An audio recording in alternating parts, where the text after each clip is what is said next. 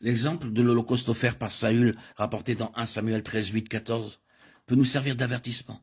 Il offrit lui-même l'Holocauste au moins pour 3 raisons. Tout d'abord, il voyait que le peuple se dispersait loin de lui.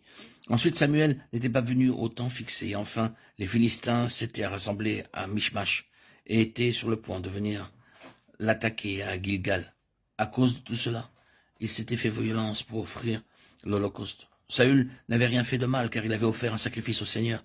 Il pensa dans son cœur, comment pouvons-nous pouvoir recevoir l'aide si nécessaire du Seigneur sans prier? Il en conclut que s'il priait davantage, il s'attirerait les faveurs de Dieu. S'il accomplissait un peu plus de son service envers le Seigneur, il recevrait la puissance pour délivrer son peuple de la main des ennemis. Saül a dû être bien surpris lorsque Samuel lui déclara « Tu as agi en insensé. Tu n'as pas observé le commandement que l'Éternel, ton Dieu, t'avait ordonné.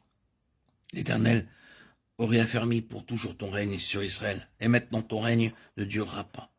L'Éternel s'est choisi un homme selon son cœur, et l'Éternel l'a destiné à être le chef de son peuple, parce que tu n'as pas observé ce que l'Éternel t'avait commandé. 1 Samuel 13, 13, 14. Le « je me suis dit » au verset 12 de Saül n'était pas un ordre de Dieu. Par cela même, nous apprenons que Dieu désire que nous le servions selon ses ordres, et non pas d'après nos pensées ou nos suppositions. Toute œuvre qui a pour base nos suppositions ou nos plans sera rejetée par le Seigneur, car il cherche un homme selon son cœur. Il apprécie beaucoup plus notre obéissance que ce que nous faisons. Écouter sa parole vaut mieux que la graisse des béliers. 1 Samuel 15, 22. Chaque serviteur de Dieu doit se souvenir de cela. Trop souvent, nous nous hâtons pour faire les choses comme le fit Saül. Nous avons du mal à croire que Dieu n'est jamais en retard. Nous ne sommes pas capables d'attendre son heure. Nous ne voyons que notre besoin, les circonstances, et nous négligeons d'attendre l'heure de Dieu. C'est ainsi que nous faisons ce que le Seigneur ne nous a pas ordonné. Nous savons que Saül fut rejeté par Dieu, parce qu'il avait été trop zélé, trop impatient d'offrir le sacrifice et trop hâtif dans la prière. Les raisons qui l'ont poussé à agir étaient nombreuses et variées. Toutefois, Dieu, pendant ce temps-là, avait trouvé un homme selon son cœur, et il l'avait désigné comme roi sur son peuple. L'homme que le Seigneur désire n'est pas quelqu'un d'irréfléchi, d'empressé, au point de ne pas savoir attendre.